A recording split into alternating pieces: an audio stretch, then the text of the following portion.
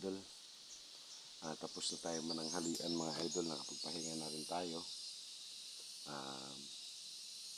Hindi ko na nga pala na video mga idol yung pagsilid ko ng kahoy sa sako, dahil papasanin ko ngayon.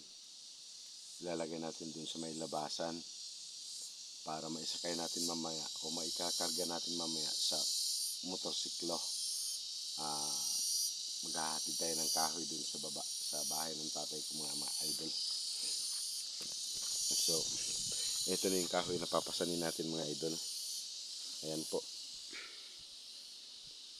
At medyo mabigat-bigat din yan mga idol. Gawa nung isang sako din yan. So papasanin ko mga idol para mamaya paglabas natin wala na tayong bibit-bitin na kahoy, kundi bag na lang po mga idol ang bibit-bitin natin mamaya pagbaba. At ihahatid muna natin to mga idol dahil medyo may kalayuan din kunti at may kabigatan din to mga idol. So papasanin muna natin to mga idol.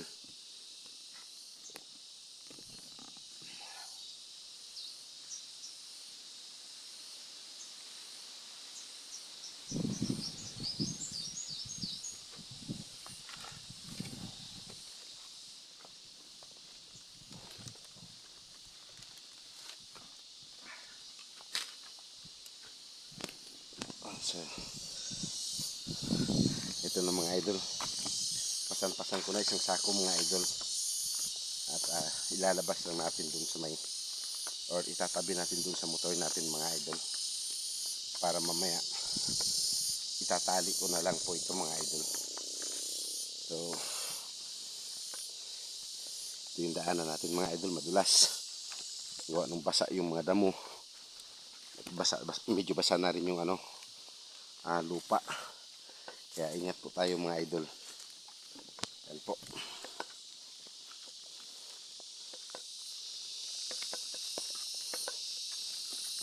Yan po.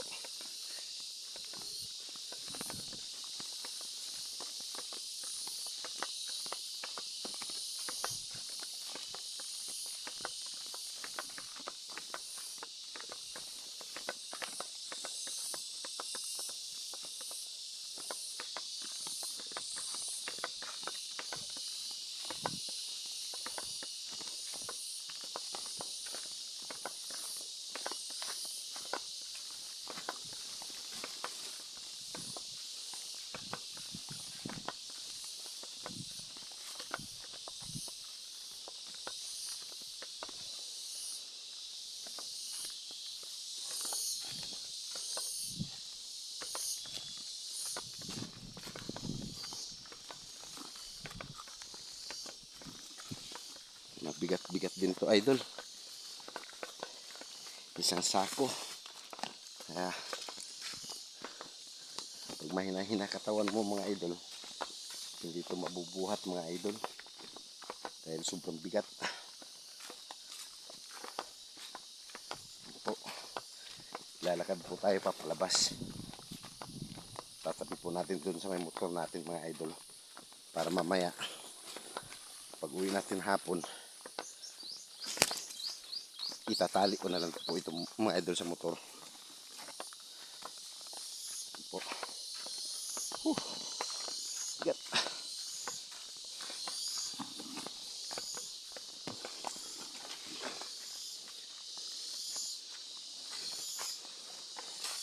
Paahon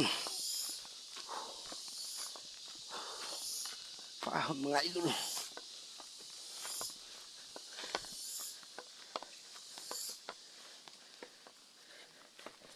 Medyo patag na.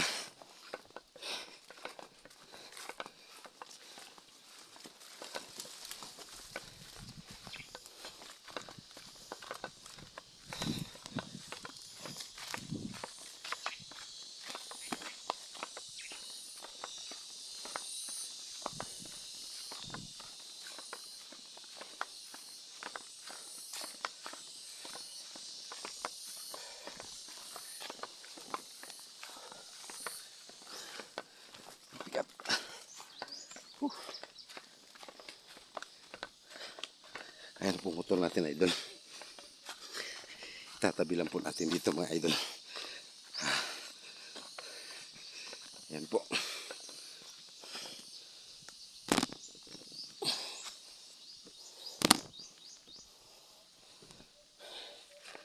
Ayan po mga idol.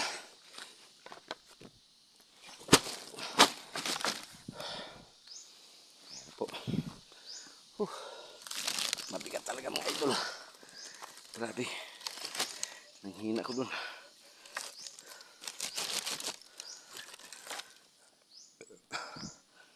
Ayan po idol.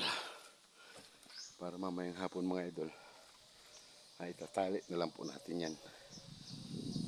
Okay. Balik ulit tayo dun sa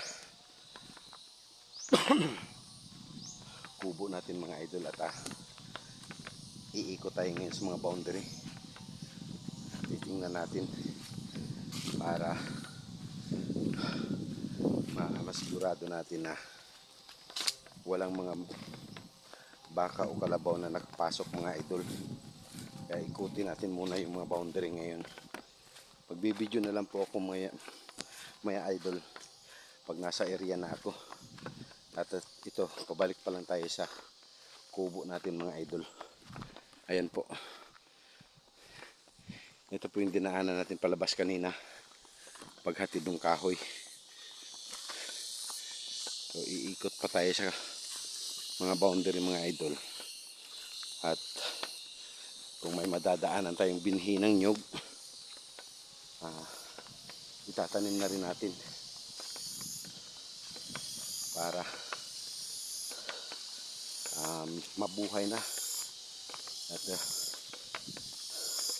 medyo may kalakasan ata itong ulan mga idol, kaya hindi rin tayo gaano magpapahapon doon nung madulas yung daanan pababa o yung kalsada natin mga idol. So hindi tayo gaano magpapahapon. Mamaya bababa din tayo siguro mga alas 4 ng hapon mga idol. Ayan po, pabalik na po tayo sa kubo mga idol.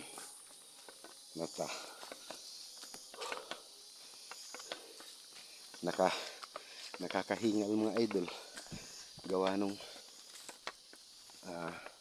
sobrang bigat yung isang sakong kahoy mga idol na panggatong. Panggatong dun sa bahay ng tatay ko.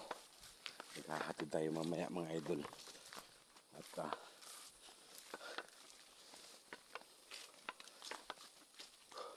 ayan po.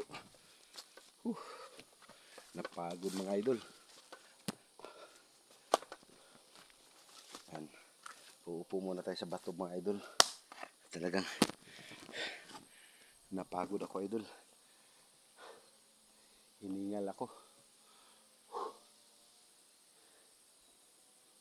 Ayan mga idol, ano. Ito yung mga saging na naitanim ko na dati pa.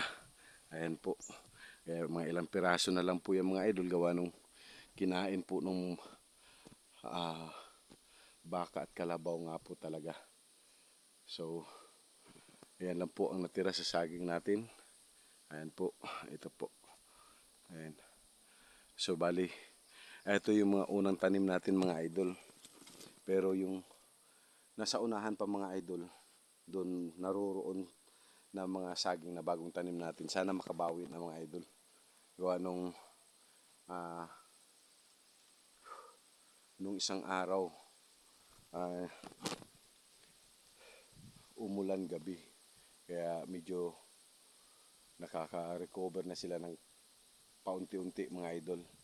At maganda-ganda na yung mga dahon nila mga idol. Yung mga bagong labas na dahon mga idol. Ayan po. Medyo maganda-ganda na po mga idol. Gawa nung naibsa na po yung sobrang init mga idol. Ilang buwan din yung sobra yung init mga idol. Kaya medyo nasira yung mga dahon ng saging natin. Or yung mga pananim natin mga idol. Gawa nung sa init. So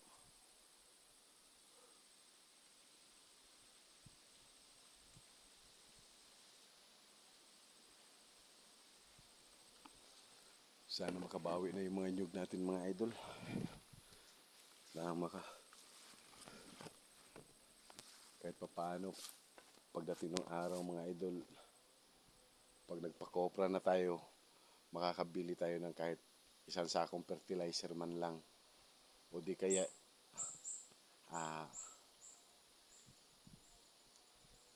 anuhin na lang natin sila sa asin na lang po muna idol, makabili tayo ng mga isang sakong asin.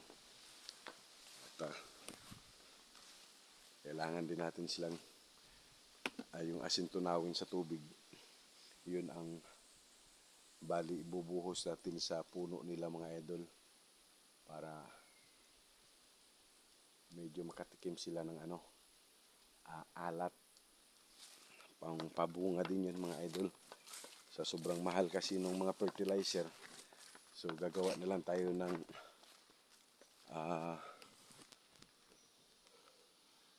substitute na fertilizer mga idol. Bukod sa mga dahon na tinatabas natin, hindi po natin yan sinusunog mga idol. Gawa nung pagdating ng araw, pag nabulok na po yun mga idol, nag-decompose na, natural fertilizer po yun mga idol, yung mga tinatabas natin damo. So medyo hindi pa maganda yung mga bunga ng nyug natin ngayon idol. Ayan po, medyo pa, yung iba wala pang ang bunga idol. Ito po, wala pa pong bunga itong puno na ito. Yung iba meron, pero hindi ganun ka ganda mga idol yung bunga, gawa nung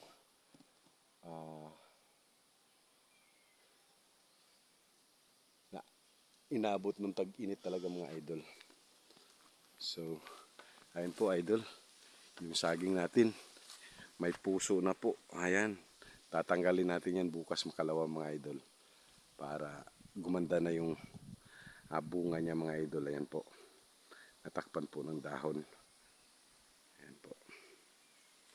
So pagdating nung bukas makalawa, tatanggalin natin yung puso niya mga idol, para malalaki yung